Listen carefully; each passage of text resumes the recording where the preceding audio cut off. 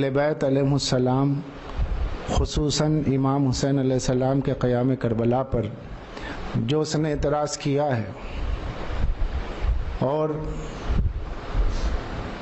یزید کو بے گناہ ثابت کرنے کی ناپاک کوشش کی ہے، اس کے خلاف یہ امام حسین علیہ السلام کے چاہنے والوں کے شدید اصرار پر، اپنے چھوٹے بھائیوں کے شدید اصرار پر یہ اجلاس منعقد کیا گیا ہے، تاکہ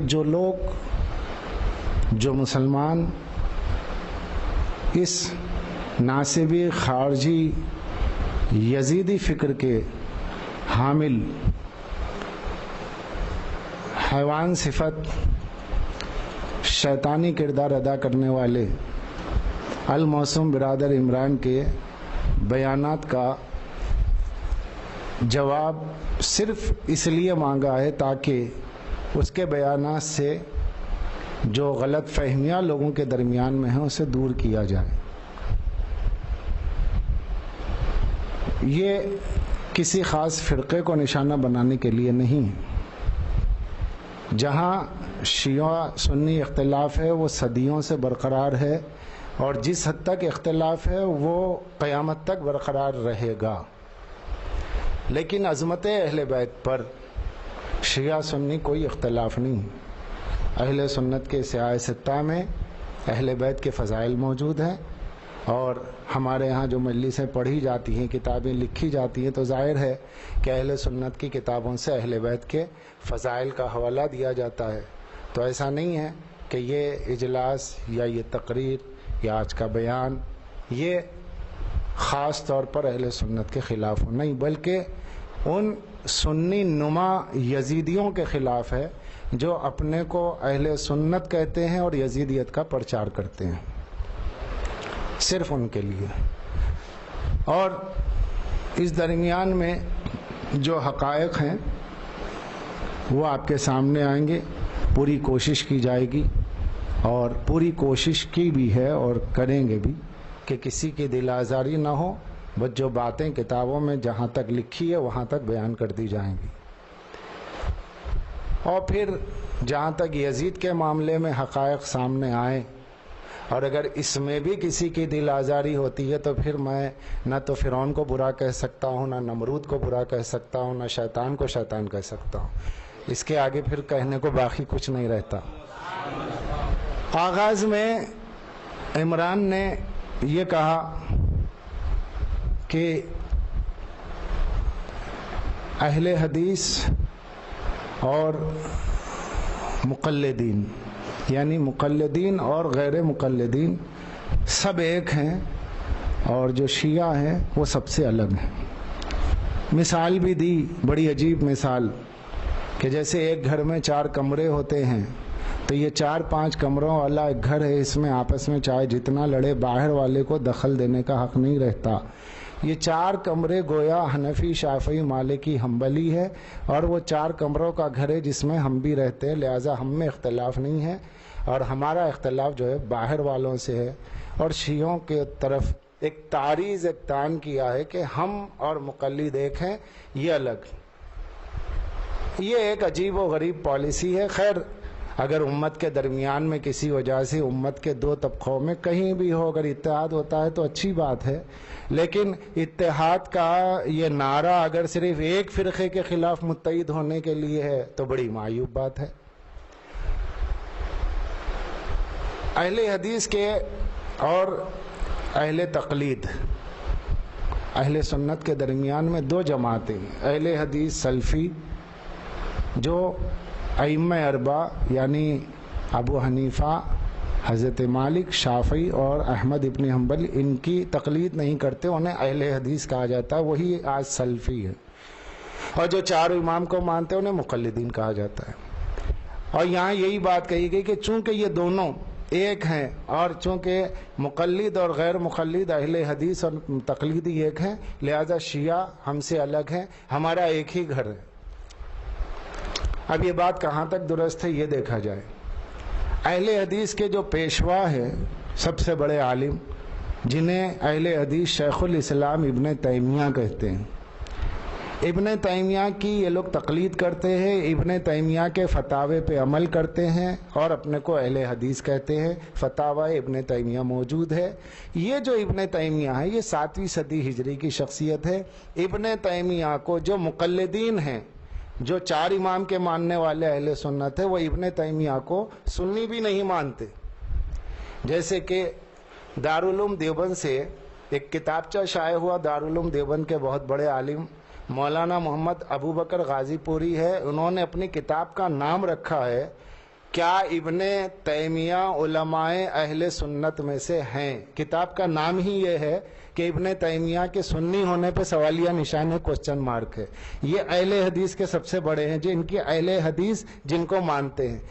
اس کے بعد ہم اہل تقلید کو پڑھتے ہیں تو اہل تقلید اہل سنت میں جو اہل حدیث ہیں ان کے خلاف کتاب لکھتے ہیں احناف کا رسول اللہ سے انحراف. یعنی جو 4 امام کے ماننے والے ہیں یہ رسول اللہ کو چھوڑے ہوئے ہیں، رسول کے راستے پہ 4 امام والے نہیں ہیں.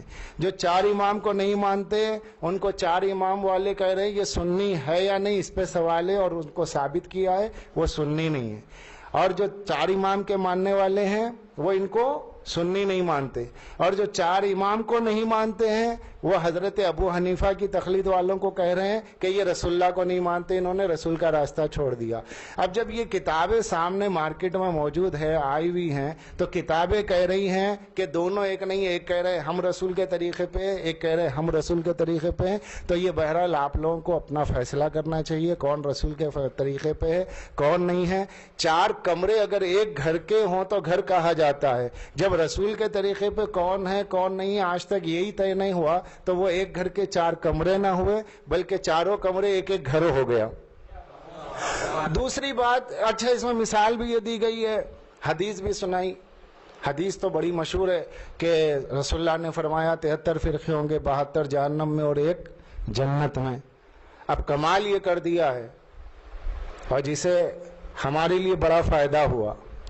نادان دشمن جو ہے اگر نادان ہوتا ہے تو فائدہ ہمارا ہی ہوتا ہے، اور ایسے کئی نادان صدیوں میں پیدا ہوتے رہے ہیں اور ہمارا فائدہ کرتے رہے ہیں.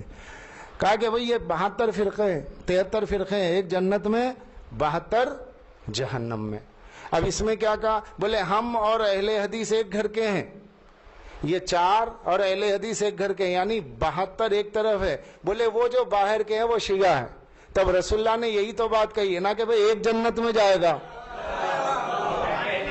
رسول اللہ نے تو فرمایا 1 جنت میں جائے گا. جب آپ نے ایک کو سب سے الگ مان لیا تو پھر اب جنت والا کون ہے اس کے لیے کہنے کی بھی ضرورت نہیں ہے.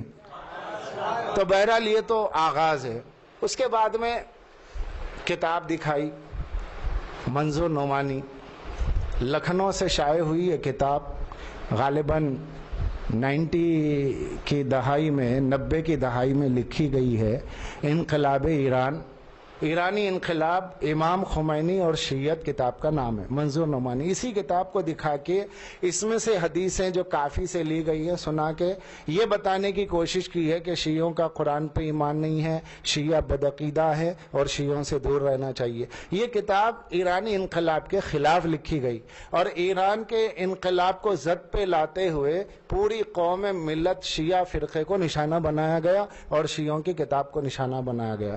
اب مجھے نہیں معلوم ہے کہ ایرانی انقلاب میں، ایران میں جو انقلاب آیا اس کی وجہ سے ان کا کیا نقصان ہوا.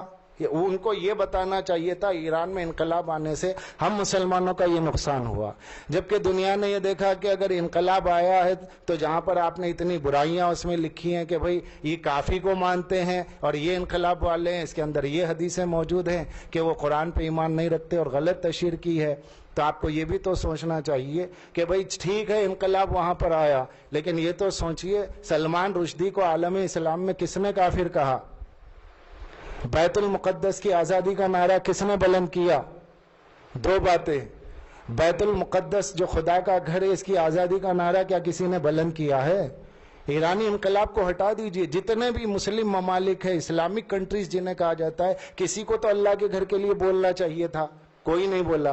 شان رسالت میں رسول اللہ کی شان میں گستاخی ہوئی. آج تک سلمان رشدی کو نہ تو ام القری مکہ یونیورسٹی والوں نے کافر کہا، نہ جامع ازہر مصر یونیورسٹی کا کوئی فتویٰ آیا کہ سلمان رشدی گستاخ رسول کافر ہے. مگر اگر کفر کا فتویٰ آیا تو ایران ہی سے آیا. جس ایران کو آپ شیعہ کہہ کے نشانہ بنا رہے، اگر گستاخ رسول کو کفر کا فتویٰ دیا تو شیعوں نہیں دیا. بیت المقدس کی آزادی کا نعرہ بلند ہوا تو شیعوں کے ذریعے بلند ہوا. گوربا شوف کو اسلام کی دعوت اگر روئے زمین پر کسی نے کسی کمیونسٹ کنٹری کے پریسیڈنٹ کو اگر اسلام کی دعوت دی تو صرف شیعوں نے دی. یہ 3 کام شیعوں کے ایسے ہیں کہ پورا عالم اسلام مل جائے اکٹھا تو قیامت تک ایک بھی کام نے آج تک سلمان رشدی کو کافر مانا، گستاخ رسول کو کافر مانا. اگر کہہ بھی دیتے تو سلمان رشدی پلٹ کے کہتا تم ہمیں کافر کہہ رہے ہو، تم ہمیں گستاخ کہہ رہے ہو، تم نے رسول اللہ کو اپنا جیسا مانا، تم نہ نبی کی شفاعت کے قائل ہو، نہ نبی کو نور مانتے ہو، نہ رسول اللہ کو یا رسول اللہ کہنے کے قائل ہو. تو بتاؤ تم جب نبی کو اپنا جیسا کہتے ہو تو جب تم خود گستاخ ہو تو تم کیا سلمان رشدی کو گستاخ ہونے کا، کافر ہونے کا فتویٰ دے سکتے ہو؟ یہ علی والوں کا حوصلہ تھا. علی والے آج سے نہیں، ہر دور میں جس دور کا جو بھی گستاخ رسول ہے اسے کافر سمجھتے تھے، کافر سمجھتے ہیں، کافر سمجھتے رہیں گے. یہ بات عیار آچے بیان. اب یہ جو ایرانی انقلاب کتاب ہے، اس کتاب میں اصل میں ہوا یہ ہے کہ اس کتاب میں یہ بتانے کی کوشش کی گئی کہ بھائی اصول کافی کی ایک روایت ہے. اس روایت میں یہ ملتا ہے کہ مصحف فاطمہ کے سلسلے میں کہ شیعوں کے پاس مصحف فاطمہ کی روایت ہے جس میں یہ لکھا ہے. اس کتاب کے صفحے 125 کی یہ روایت ہے، جس کو اس نے سنایا اس کی کلپنگ جس نے دیکھی اسے معلوم ہوگا. صفحہ نمبر 125 پر اصول کافی باب مولد النبی میں یہ روایت موجود ہے. اس روایت کو پیش کیا اور پیش کر کے یہ بتانے کی کوشش کی کہ ائمہ حلال و حرام کے سلسلے میں اختیار رکھتے ہو، جس کو چاہے حلال کریں، جس کو چاہے حرام کریں. پھر مصحف فاطمہ پہ ہے. مصحف فاطمہ اس کی کتاب کا 141 پیج ہے، جیسا کہ اس نے بھی پیش کیا، اور کتاب میرے ہاتھ میں منظور نعمانی کی، جس میں مصحف فاطمہ کا وہ جو ایک اہم حصہ ہے، اہم جملہ ہے، وہ یہ ہے کہ تمہارا جو قرآن ہے، تمہارے قرآن کا اس میں ایک حرف نہیں ہے، تمہارے قرآن سے 3 گنا بڑا مصحف فاطمہ ہے. یعنی امام کی روایت یہ، لوگوں کو کیا خبر کہ مصحف فاطمہ کیا ہے؟ امام نے فرمایا کہ اس میں تمہارے اس قرآن سے 3 گنا ہے، اور اللہ کی قسم اس میں تمہارے قرآن کا ایک حرف بھی نہیں ہے.